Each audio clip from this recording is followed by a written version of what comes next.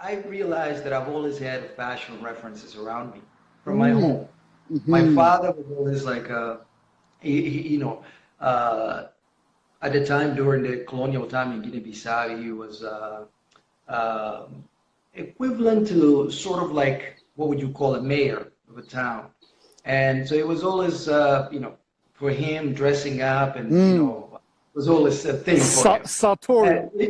Exactly, exactly. So that was always him. And obviously, he's a guy that studied in France when he was young, and then went back to Guinea-Bissau, and then all of that, and then, in Portugal. So dressing up and the way he presented himself was always important. But that was always around me, and I never knew about it. And I remember at a very young age, I think, I can't recall exactly what age, but I knew how to tie the tie like when I was like very young, literally, like very, very young. Before he goes to work, he would ask me to, tie his Style, tie, and style. then I'd Yeah. give it to him, and then, but that was always there. And my mother actually was a tailor, Mm. even though she didn't do it like I guess at least before I was born. I didn't know it, but she always had a machine at home, and she would fix out T-shirts. And if you wanted to, you have a pants or something, she would always fix it. And I think that was my first entry, first reference within fashion. But it was never anything that registered Mm. until, uh, 1999, I believe it was. And my sister, 1999, 2000. My sister was a model, my older sister, fortunately passed away already. Mm. Um, she invited me one day. I came from school. She said, "Hey, I'm going to my class today because in Portugal back in the day, you had to take I think 2 weeks class if you wanted to be a model, Okay. and where they teach you, runways and Mm-hmm. how to Mm-hmm. take pictures and all that stuff." So that day, she didn't want to go alone, and she asked me if I, would like to go with her. I said, "Sure." Mm-hmm. Go, and I got there, and then they had a class that day, and they didn't want me to just be lingering around and sitting in the corner. They told me, they said, "Well, you can join, it's fine." So it was actually a runway class that day. Wow. So, And yeah, so so would you say you were natural then? Because it seems like after that, your career just took off. but I didn't think so. You know what? That's the thing. I didn't think I was like, because I did the runway, and the guy was like, "Wow, you're pretty good. You're pretty good." And then, obviously they had this big mirror right in front of you. You're walking straight to the mirror and you're looking at yourself. You're like, "Oh, shoot." So that's what the thing was inside of my head. Mm. But what I was thinking, I said, you know what? I think obviously, it's a school. They're looking for people to pay for it. So I'm sure they're going to say I'm good just so that I can be a part of the class. And Mm. they asked me, said, you would be really good if you really take this seriously. So I had to convince my sister. Obviously, I was very young at that time. I had no means to pay for that school if I Yes. wanted to. Mm. So I talked to my sister to help me, and she did. And she said, "Look, under one condition, you're not going to miss one class." So I said, "Sure, absolutely. I promise I will not miss one class." And then, I think I took the course with her for like 2 weeks and stuff. And then after that, I got a couple shots. And it happened that my father was already looking for ways for me to go to London to study, you know. Mm.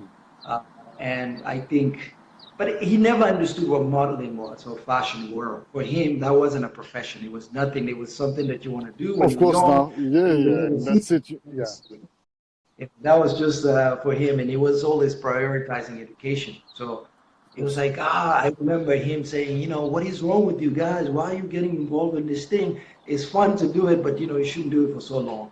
And right after that, he packed my bag and everything. He's like, "You're going to London to study." Wow.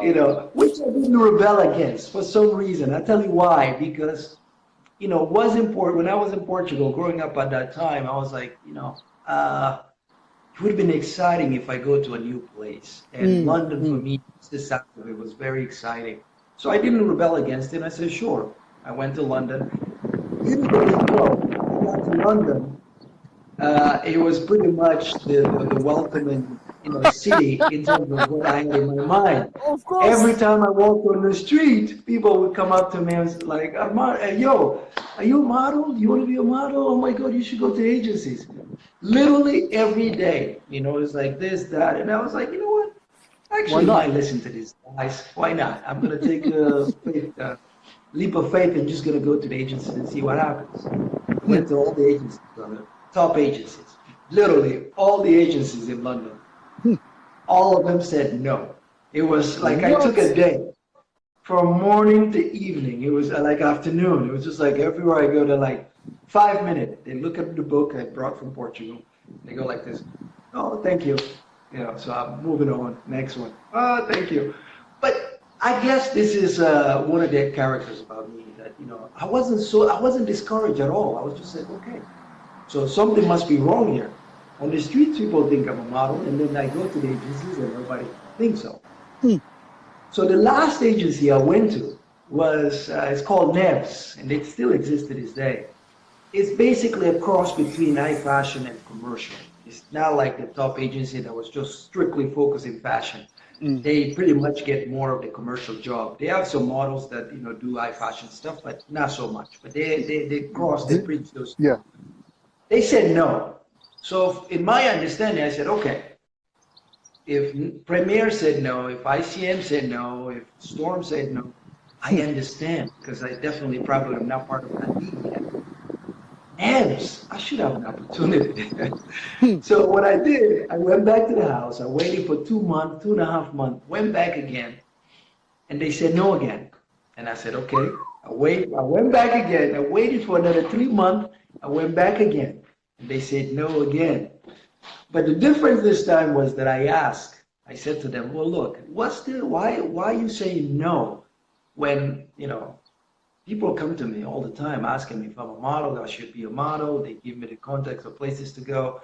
And I just want to know, what can I do? And they said, well, nothing is wrong with you per se. It's more about your book. Your book is very weak for us at this right moment. Go work on your book, and when you're done, you can come back to us. So my question was, how do you improve yourself when you don't have an agency, when you're not, signed? But there's an opportunity. It was up to me whether I was going to give up or I was going to do something to create an opportunity that I wanted for myself.